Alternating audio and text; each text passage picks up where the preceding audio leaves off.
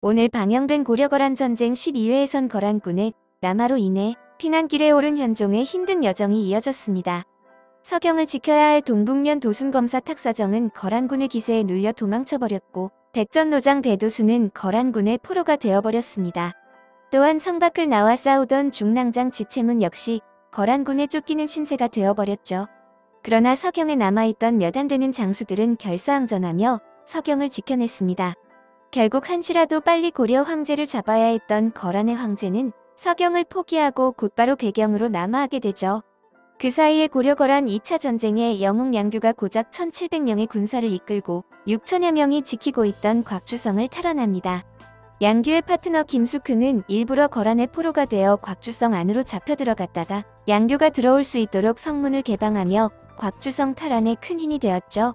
이 곽주성은 거란의 후방과 전방을 이어주는 중요한 거점이었기 때문에 거란에겐 큰 타격이 되었는데요. 양규의 곽주성 탈환은 거란이 현종을 끝까지 쫓지 못하고 퇴각을 결정하는 데 큰 힘이 되기도 하였습니다.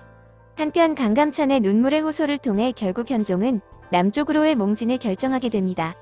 현종이 떠난 사이 강감찬은 일부러 황제의 어휘를 걸치며 소배합을 유린했고 강감찬이 시간을 끌어준 덕분에 현종 일행은 붙잡히지 않고 남하할 수 있었습니다. 물론 이 드라마가 역사적 사실을 기초로 하고는 있지만 김숙흥의 포로 작전이나 강감찬의 황제 변장 등 역사에 기록되지 않은 드라마적 요소들도 종종 등장하기 때문에 시청자 여러분들께선 그게 재미를 위한 요소로 이해해 주시면 좋을 듯하네요. 한편 거란군을 유인하다 홀로 남겨진 강감찬은 하공진을 만나게 됩니다. 하공진은 과거 임의로 여진을 공격하다 패한 일이 드러나면서 유배를 당했었는데요. 거란 황제가 개경까지 당도하자 현종이 유배당한 모든 장수들을 풀어주며 다시 복직을 하게 되었죠. 그러나 이렇게만 보면 별 볼 일 없을 것 같은 하공진이 실제로는 현종을 구하고 고려를 구한 영웅 중의 영웅이었습니다. 하공진은 스스로 사신이 되어 거란군의 철수를 요청했는데요.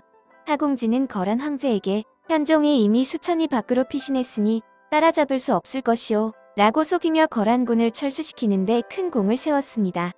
그런데 개경에서 부산까지의 직선 거리만 봐도 400km, 약 1000리밖에 되지 않는 거리입니다.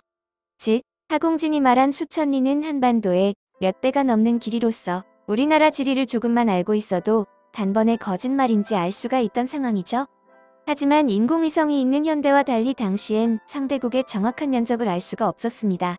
특히 거란국은 고려-거란 1차 전쟁 때도 고려 땅의 일부만을 받고 돌아갔기 때문에 고려 땅의 진짜 크기를 알 수가 없었죠. 따라서 거란 황제는 현종이 수천리 밖으로 피신했다는 하공진의 말을 믿을 수밖에 없었고 또한 양규의 곽주성 탈환으로 인해 보급로가 끊긴 상황이기에 결국 현종 잡기를 포기하고 퇴각을 결정할 수밖에 없었습니다. 그러나 하공진은 이때 거란국의 볼모로 잡혀가며 도망칠 기회를 엿보다가 번번이 실패했고 거란 황제에게 쓴소리를 던지는 등 반항을 하다가 결국 참형을 당하면서 안타까운 삶을 마감하게 됩니다. 오늘 준비한 영상은 여기까지고요. 재미있게 시청하셨다면 구독, 좋아요 부탁드립니다. 감사합니다.